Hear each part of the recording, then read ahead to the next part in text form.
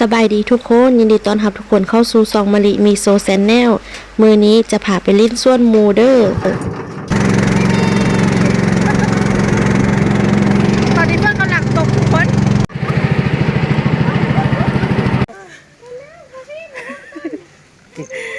ตอนนี้เนาะเขากำลังล้างผักเพื่อว่าเขาจะกินเมนูย่างกระบุงแต่ว่าล้างไปก่อนเนาะน้ำนี้กาบ่ได้เปื้อนเด้อทุกคนแต่ว่าฝนมันตกมันจะขุ่นนิดนึงเนาะอุดมสมบูรณ์บอส่วนมักผุกเนาะเต็มเลยโอ้ยอันนั้นเป็นห้องน้ำ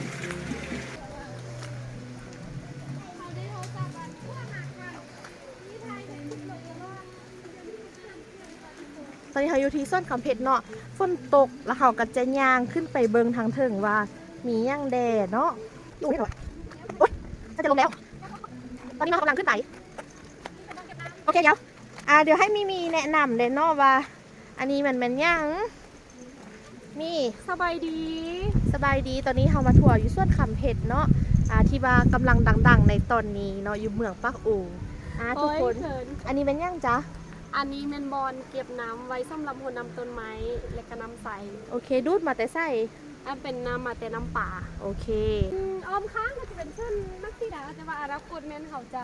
เอาออกเลยจะเป็นลินจีแทนโอ้อันนี้มันกกลินจีแมนในช่วงลินจีว่าทันใหญ่มันเขาจะได้มาจากสีดานี่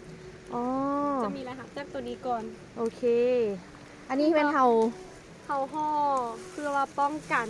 แมงไม้โอเคใส่ท่องอย่าง6 คน14เป็นท่องคุณข้าวเนาะห่อในช่วงที่ว่าใหญ่ประมาณเลี้ยน10 บาทโอเคถ้าใหญ่เกินห่อบ่ทันน้ำแมงไม้เข้าก่อนเขาต้องห่อในช่วงนั้นน้อยไปห่อแล้วมันจะเน่าท่องนี้เขาต้องได้เจาะบ่ต้องได้เจาะว่าให้น้ำค้างเนาะเจาะน้ำจะระบายออก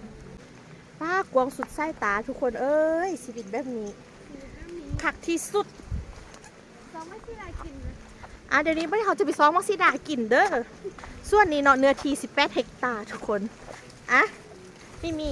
ตัวได้จับให้เบิ่งเลยไม่เดียวเพราะว่ากำลังซอกถ้าจะเก็บนี่มันก็เลยว่าให้เก็บโอเคเนาะดึงออกมาแล้วใครให้เบิ่งมากนี่มันสมบูรณ์ค่อยงามว่าเป็นย่างเนาะมักซีดาเด้อทุกคนพายจะกินมาเด้อไปลูกใหญ่ๆเลยเต็มกำปั้นมือเดี๋ยวไปซอกมากใหม่เลยตัดเอามากใหม่เดี๋ยวเขาจะเก็บมากใหม่เด็ดๆเนาะ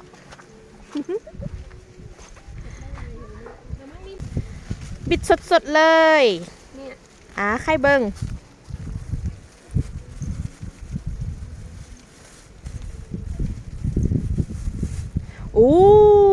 ลูกงามไล่ขอบใจแต่แล้วเด้อทุกคนซ่องหน่วยเมื่อกี้นะเฮาก็เอาไปกินตังว่าซ่องจานแล้วเนาะอย่างจีมาเอาอีกโอ้ยขอบใจเจ้าของส่วนเด้อ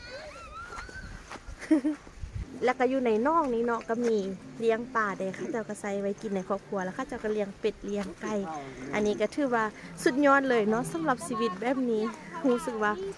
มันดีในอนาคตเนาะถ้าเราสมมติว่าเราบำนาญเนาะก็อยู่แบบชมวิวยังซีภูผ้าเนาะชมวิวภูผ้าแบบนี้อีกยังจะดีขนาดนี้เด้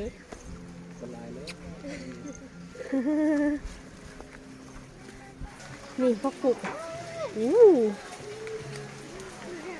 หน่วยใหญ่ๆโตๆเลยป้าทุกคนบ่มีอย่างบงเนาะนี่อันนี้ใหญ่ขนาดเลย แล้วก็อันนี้อุ้ยเฮ้ยอันนี้ก็ใหญ่คือกันทุกคนเอ้ยจังมันคักเบอร์เดียวตอนนี้เขากำลังจะกลับแล้วเนาะเว้ยอันนี้มาฟ้าฝนจะบ่เป็นใจปานได้เนาะแต่ว่าเขาก็ต้องได้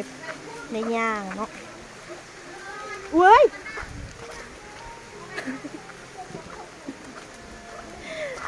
น้ำสาเสยมาดีเด้น้ำสา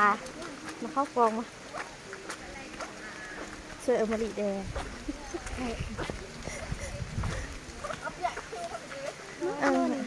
เลยชื่อว่าสู้ชีวิตเนาะทุกคนเบิ่งต้นไม้นี้ผมใหญ่เด้อตั้งแต่เอานี้ให้เบิ่งเด้อ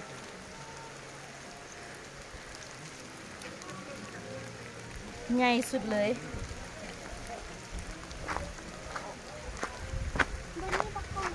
แมนเบิ่งซองวางตัวนี้กวางตอนนี้เม็ดกำลังเก็บผักหันเหินกดกับโบมีเสื้อฝนกับโบมีแต่ตัวกับหัวใจ